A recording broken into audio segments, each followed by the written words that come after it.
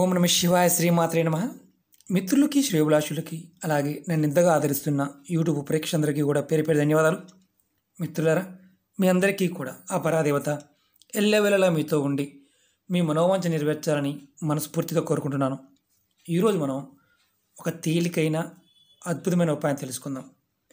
సామాన్యుడు కూడా అదృష్టవంతుడు కావాలన్నా, రోడ్డు మీద తిరిగేవాడైనా సరే, బాగోలేదని తిరిగేవాడైనా సరే, అఖండ కోటీశుడు అవ్వాలన్నా కొన్ని విషయాల్లో జాగ్రత్త పాటించాలి. మన పెద్దలు కొన్ని విషయాలను మనకి చాలా వివరంగా చెప్పడం జరిగింది.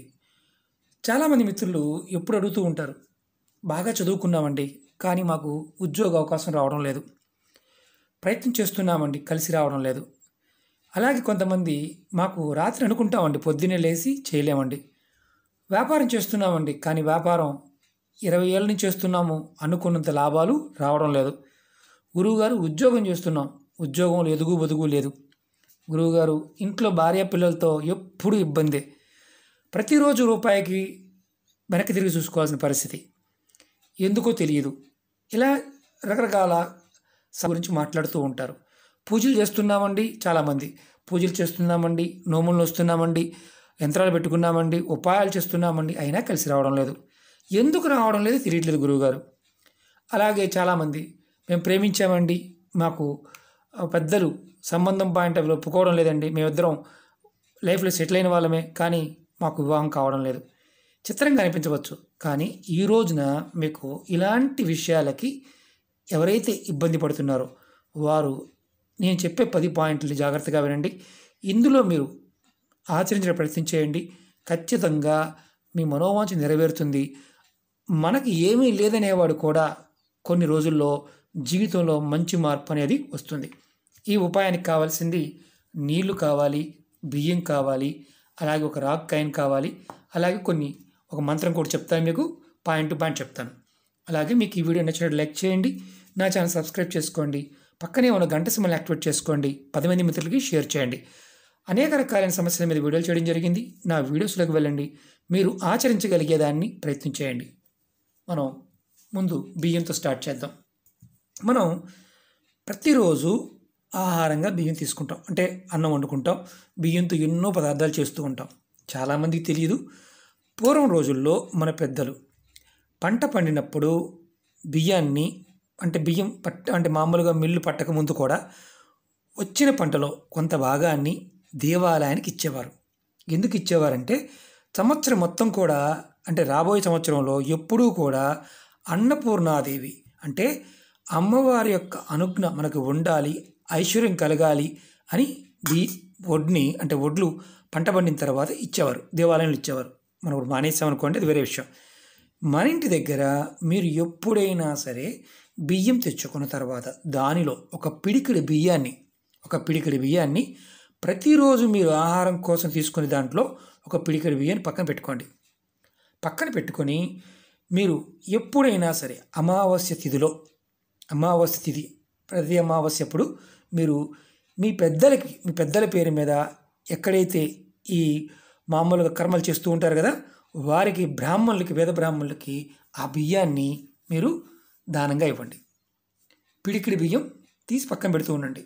ఇలా మీరు ప్రతిరోజు కూడా మీకు ఏదైతే బియ్యం ఇంటికి తెచ్చుకుంటారో మీరు వంట చేసుకునే ముందు, అంటే వంటకి పెట్టుకునే ముందు కాదు, మీరు ప్రతిరోజు ఒక పిడికిడి బియ్యం అలా పక్కన పెట్టి మీరు బ్రాహ్మణుడికి అమావాస్య తిథిలో బ్రాహ్మణుడికి మీ పెద్దల పేరు మీద దానం చేయండి.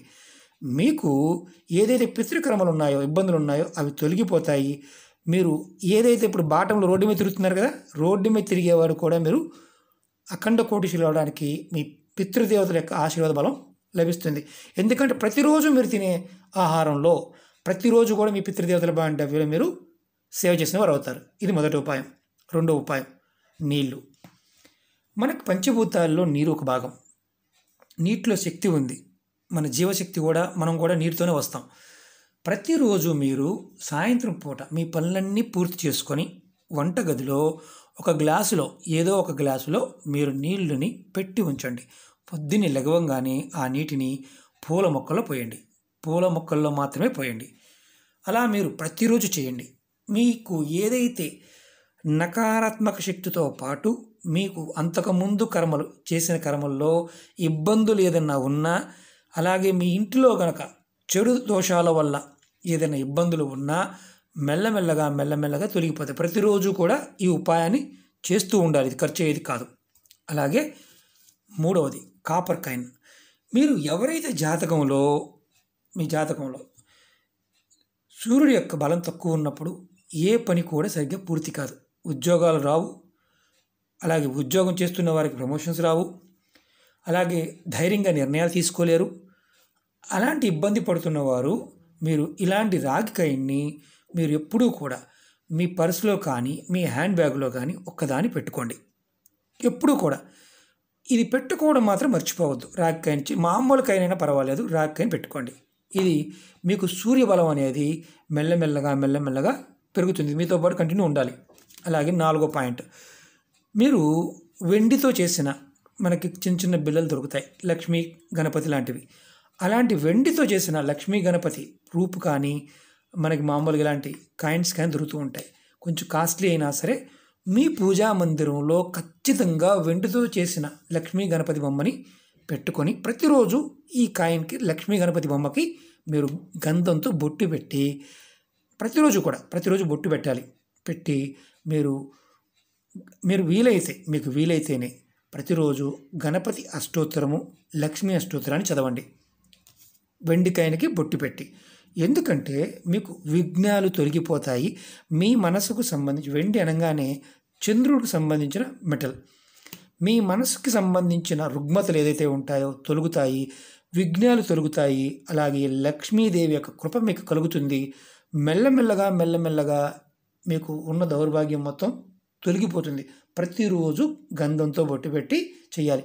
మీకు అంతకుముందు ఉన్నా సరే, ఇంట్లో ఉన్న దాన్నైనా సరే మీరు ఆ పని చేయండి. ఇది 4వ ఉపాయం. 5వ ఉపాయం చెప్తాను. మీరు రాత్రిపూట పడుకునే ముందు ప్రతిరోజు కూడా ఒక 11 సార్లు అయినా సరే ఈ మంత్రాన్ని, ఓం క్లీం హ్రీం క్లీం హ్రీం ఓం, ఈ మంత్రాన్ని మీరు 11 సార్లు అయినా సరే, ఎవరైనా సరే, ఆడవారు మగవారు ఎవరైనా సరే పడుకునే ముందు ఒక 11 సార్లు ఈ మంత్రాన్ని జపించి పడుకోండి ప్రతిరోజు కూడా.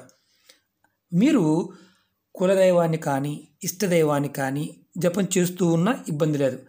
మీరు మంచం ఎక్కే ముందు, మంచం మీద పడుకునే ముందని పడుకున్నప్పుడు కాదు, మంచం మీదకి వెళ్ళే ముందు మీరు ఎక్కడైనా సరే మీ ఇంట్లో తూర్పు వైపు ముఖం పెట్టి ఈ మంత్రాన్ని మాత్రం 11 సార్లన్నా జపించి మంచం మీద పడుకోవడానికి వెళ్ళండి. తర్వాత మంచం దగ్గరికి వెళ్ళిన తర్వాత మీ ఇష్టదైవాన్ని తలుచుకోవచ్చు. మీరు పడుకునే ముందు మీరు మామూలుగా ఓం నమః శివాయ అనుకోవచ్చు, ఓం నమో నారాయణ అనుకోవచ్చు, ఏదైనా అనుకోవచ్చు. కానీ ఈ మంత్రాన్ని ప్రతిరోజు కూడా 11 సార్లు రాత్రి పడుకునే ముందు తలుచుకుని పడుకోండి. మీ మనోవాంఛలు ఏదైతే ఉన్నాయో అవి నెరవేరుతాయి. ఇది అమ్మవారి యొక్క మంత్రం. ఇది మీరు ప్రయత్నపూర్వకంగా చేయండి. తర్వాత మీరు కుటుంబంలో పిల్లలు ఎవరైనా సరే, పెద్దవాళ్ళు, మీ ఇంట్లో అమ్మమ్మ, నానమ్మ, అమ్మ, నాన్న, అక్కలు అయినా సరే, పెద్దవారు, మీకుంటే పెద్దవారికి మీరు కంపల్సరిగా ఇంట్లో ఏదన్నా పని మీద వెళ్తున్నప్పుడు కానీ, స్నానం చేసి పూజ చేసుకున్న తర్వాత కానీ మీ పెద్దవాళ్ళ యొక్క ఆశీర్వాదాన్ని తీసుకోండి. అంటే కాళ్ళకి నమస్కారం చేసుకోండి. ఇలా చేయటం వల్ల మీ జీవితంలో మీకు అనుకోకుండా వచ్చే సమస్యలు ఏదైతే ఉంటాయో అవన్నీ తొలగిపోతాయి. ఆశీర్వాద బలం వల్ల జరిగే అద్భుతమైన శక్తి ఏంటంటే, ఎవరైతే కాళ్ళకి నమస్కారం చేసుకుంటే, చిన్నపిల్లలు పెద్దవాళ్ళకి నమస్కారం చేసుకోవాలి. అలా చేయటం వల్ల ఖచ్చితంగా మీ ఇంట్లో ఏదైతే సమస్యలు ఉన్నాయో ఆ సమస్యలు, పిల్లల యొక్క ఆయుష్ కూడా పెరుగుతుంది, పిల్లల యొక్క మనోవికాసం పెరుగుతుంది. వారికి ఏదైనా ఇబ్బందులు వస్తే ఆ ఇబ్బందులన్నీ తొలగిపోతాయి. అలాగే ఇంకొకటి చెప్తాను, కాళ్ళకి నమస్కారం పెట్టుకోవాలి. అలాగే భార్యాభర్తలు ఇద్దరూ కూడా, పిల్లలు కూడా రాత్రి పడుకునే ముందు, ఉదయం లేచిన తర్వాత, పిల్లలైనా సరే పెద్దలైనా సరే గుడ్ నైట్ చెప్పుకుంటాం కదా, శుభరాత్రి అనే పదాన్ని కూడా చెప్పుకోవడం ప్రయత్నం చేయండి. ఉదయం లేవగానే శుభోదయం తెలుగులో అయితే, లేదా గుడ్ మార్నింగ్ అని చెప్పడానికి ప్రయత్నం చేయండి. ఇది చాలా ఇంపార్టెంట్. ఈ 2 విషయాలను మీరు పాటించండి. అంటే మీరు ఎప్పుడైతే ఎదుటివారిని పలకరిస్తారో వారికి ఉన్న ఏదన్నా అంతకుముందు ఏదైనా క్లేశం ఉన్నా సరే అది తొలగిపోతుంది. అలాగే ఇంకొక చాలా ఇంపార్టెంట్ పాయింట్ ఏంటంటే భార్యాభర్తల పాయింట్ ఆఫ్ వ్యూలో భార్య ఉదయాన్నే నిద్ర లేచిన తర్వాత భర్త కన్నా భార్య ముందు లెగిచి ఉంటే ఉదయాన్నే మీరు కుంకుమని కంపల్సరిగా మీరు బొట్టు పెట్టుకోండి. ఆడవారు కుంకుమ బొట్టు పెట్టుకోండి. మీ భర్త లేచినప్పుడు మీ ముఖం చూసా ఒకవేళ మీకు అలవాటు ఉంటే పొద్దున్నే లేచిన తర్వాత ఖచ్చితంగా ఆడవారు కుంకుమ బొట్టుని పెట్టుకోవడం ప్రయత్నం చేయండి. కుంకుమ బొట్టుతో కనిపించండి, బొట్టు లేకుండా కనిపించవద్దు. ఎవరైతే ఏ స్త్రీ అయితే కుటుంబంలో బొట్టుతో కనిపిస్తుందో ఆ కుటుంబం ఆ భర్తకి ఆ రోజుల్లో విజయం చేకూరుతుంది. ఎందుకంటే బొట్టు లేకుండా స్త్రీ ఎప్పుడూ కనిపించకూడదు అనేది మన ధర్మశాస్త్రంలో చెప్తున్న మాట. ఇది కంపల్సరీగా గుర్తుంచుకోండి. మీరు ఈ చిన్న చిన్న విషయాలని మీరు పాటించగలిగితే ఖచ్చితంగా మీరు రోడ్డు మీద తిరిగేవాడైనా సరే అదృష్టవంతులు అవుతాడు. విద్య పాయింట్ ఆఫ్ వ్యూలో విద్య రావడం లేదు, మా పిల్లలకి విద్య సరిగ్గా అవ్వడం లేదు అనేవారు కంపల్సరిగా చేయవలసిన పని ఏంటంటే ప్రతిరోజు కూడా ఉదయం స్నానం చేసిన తర్వాత మీ పిల్లలు కంపల్సరిగా గణపతికి నమస్కారం చేసుకొని గణపతి యొక్క మంత్రాన్ని 21 సార్లు అయినా సరే మనసులో అయినా సరే లేకపోతే బాహ్యంగా అయినా అంటే మామూలుగా మౌఖికంగా అయినా సరే ఆ మంత్రాన్ని జపం చేయాలి.